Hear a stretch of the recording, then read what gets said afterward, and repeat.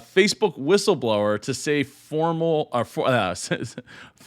whistleblower to say former employer an urgent threat to U.S. I don't want to say that it's overblown. I did catch some of the interview that they did. She did with 60 Minutes. I think there's a couple different ways to look at it, right? I don't know that it's the number one threat to America. I mean, we still have Twitter. Twitter enables people to communicate. You have, well, Instagram has its own set of problems, but there's so many different threats that are brought upon America and dividing us. And I mean, even just the news itself, right? The media itself is divisive in and of itself. So I don't know that it's like potentially. I think what it is it speeds up the process. Since we're all there, we're all checking, fairly often. If you're not, that's awesome for you. I kind of wish I could slow my roll. I've done that in the past where I've taken the app off my phone.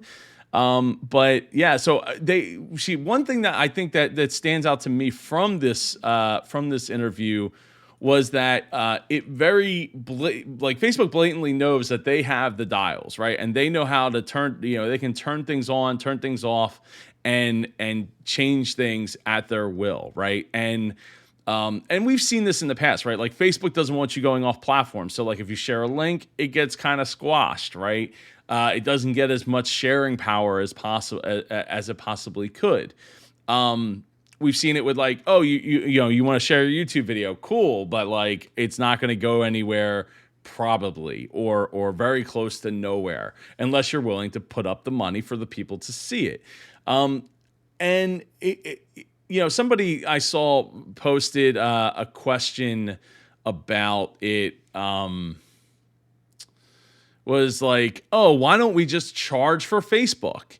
Every time you follow somebody, or you want to follow somebody on Instagram, you'll have to pay. And it's like, well, that's cool, because people will get more choosy with their money, but Facebook would never want that, because Facebook makes way more money having it free and available. And I don't want to say, I guess the word's like superfluous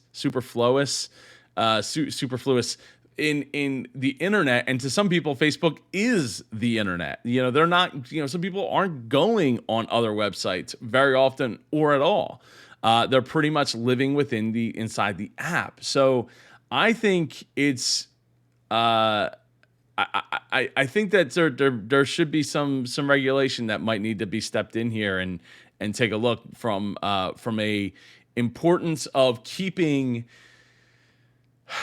the reins on that amount of information that's able to quickly surface through the social media platforms. With that said, I don't think it should go away, but I think that we need to take a harder look at what we're creating and the perils that it's creating for us, right? And with that said, like I'm on here, right? I'm on YouTube, and we're on the podcast, and we're creating content and spreading ideas and spreading news and all that. So it's a thing, and